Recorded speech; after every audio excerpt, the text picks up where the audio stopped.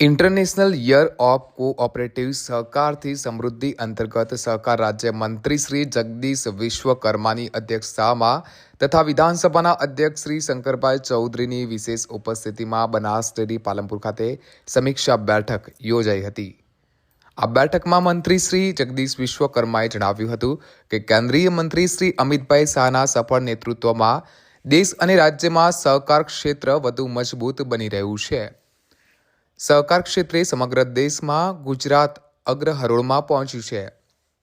સહકાર ક્ષેત્રે તમામ વ્યવસ્થાઓ તથા પ્રવૃત્તિઓ પણ ઊભી કરાઈ રહી છે।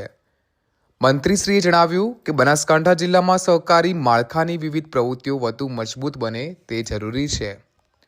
મંત્રીશ્રીએ જણાવ્યું હતું કે વધુમાં વધુ ખેડૂતો, પશુપાલકો, એપીએમસીના વેપારીઓ સહકારી બેંક સાથે જોડાય તે જરૂરી છે। ડિજિટલ ટ્રાન્ઝેક્શનની સંખ્યામાં વધારો થાય, માઇક્રો અને રૂપે એટીએમ થકી નાણાં ઉપડે, સહકારી મંડળીઓમાં જન ઔષધિ કેન્દ્ર, સીએસસી સેન્ટર, ધિરાણ સહિતની પ્રવૃત્તિઓ વધે તે જરૂરી છે। બનાસ બેંકની નવીન શાખાઓ ખુલે, તમામ વેપારીઓ સહકાર ક્ષેત્ર થકી આગળ વધે તે મુજબની કામગીરી કરવા સૂચન કરાયું હતું। મંત્રીશ્રીએ જણાવ્યું કે નાગરિકોની આવકમાં વધારો કરી શકીએ તથા સ્થાનિક રોજગારીમાં વધારો થાય તે હેતુથી સહકારી સંસ્થાઓએ વેલ્યુ એડિશન તરફ આગળ વધવું જોઈએ। એપીએમસી દ્વારા વેલ્યુ એડિશન કરીને પોતાની પ્રોડક્ટ માર્કેટમાં વહેંચવી જોઈએ।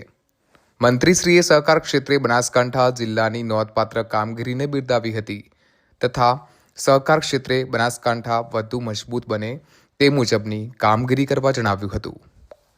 બ્યુરો રિપોર્ટ, બનાસ રત્ન ન્યૂઝ, બનાસકાંઠા।